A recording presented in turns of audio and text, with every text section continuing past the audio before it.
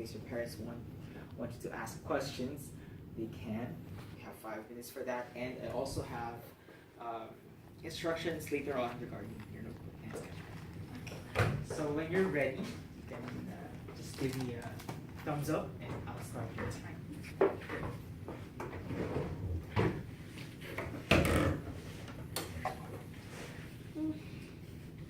We can do it.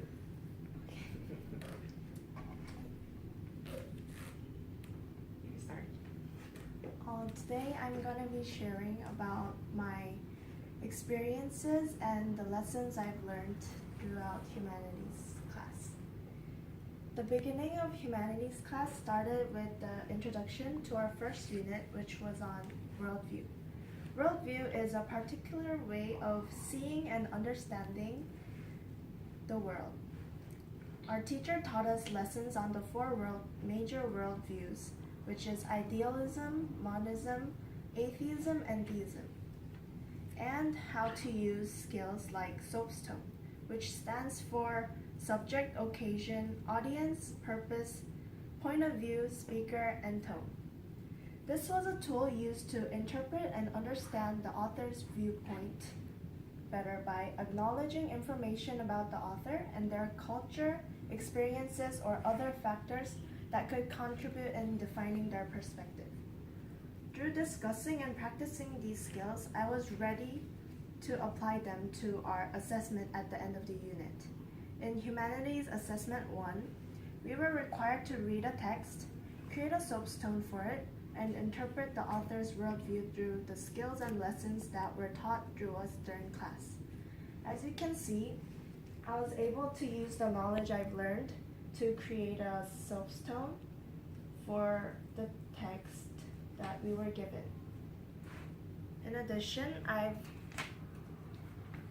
was able to evaluate and produce quality interpretations on the perspective of the author. Through this unit, I learned how to use the things I was taught in class to independently compose my thoughts and ideas on the text.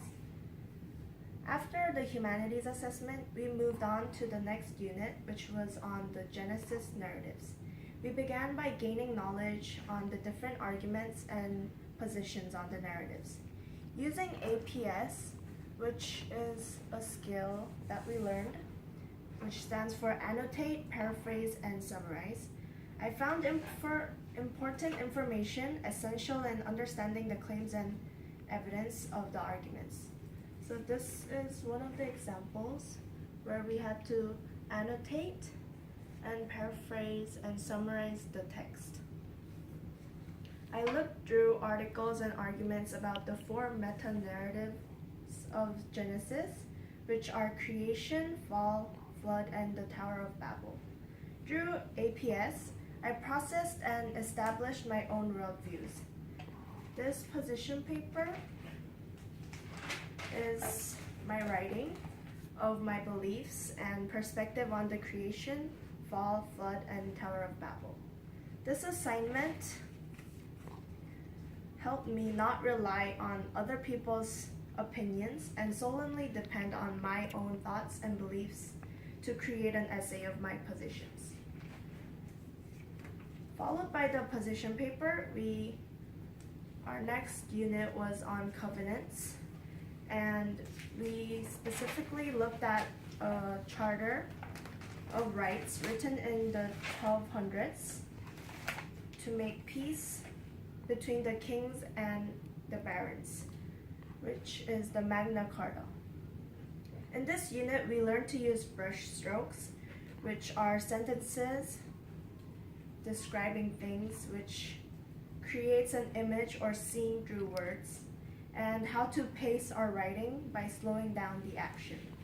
These skills contributed in my final assessment, which was to write a narrative from the perspective of a king or a baron at the time of the signing of the Magna Carta.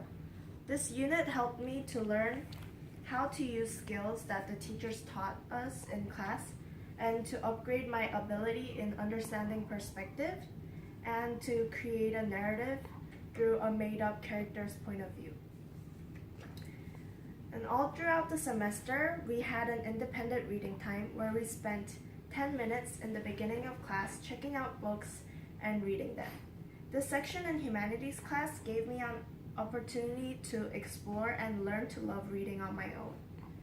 This notebook here is my reading journal, where I record my thoughts and reflections on the books I read.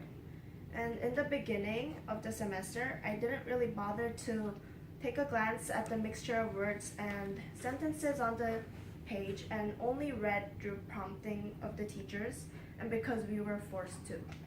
But as time passed, I began searching for and discovering books under topics that caught my attention and were relatable. And curious of the knowledge and lessons that these books held, I found myself spending more time flipping through pages and exploring the author's world of imagination. The pages of my reading journal began to fill up with new lessons and insights that I learned through reading. And reading became a source of entertainment, and I learned to love reading on my own without the need of prompting. And over the first semester, I was able to grow in my ability to self-accomplish and depend on my own ability to do things.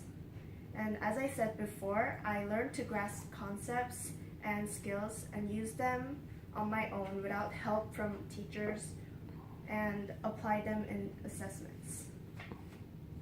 Last but not least, there are still things that I need to improve on. And one is grammar and conventions. I'm very weak in this area, and if I improve in this, it would help my writing flow better and I would be able to communicate my ideas more clearly. And to practice this, I decided that writing would be the best practice. And so my goal is to be able to write things in my journal or anywhere else that I could practice using my grammar. And in addition, I would like to improve on my vocabulary, and to improve in this, I think that reading would really help because it gives me an opportunity to explore new words, and my goal for next semester is to read at least 10 books, which may sound like a lot, but I think it would really help improve my vocabulary. Thank you. Okay, thank you so much. Yep. We'll now proceed to question and answer portion where your parents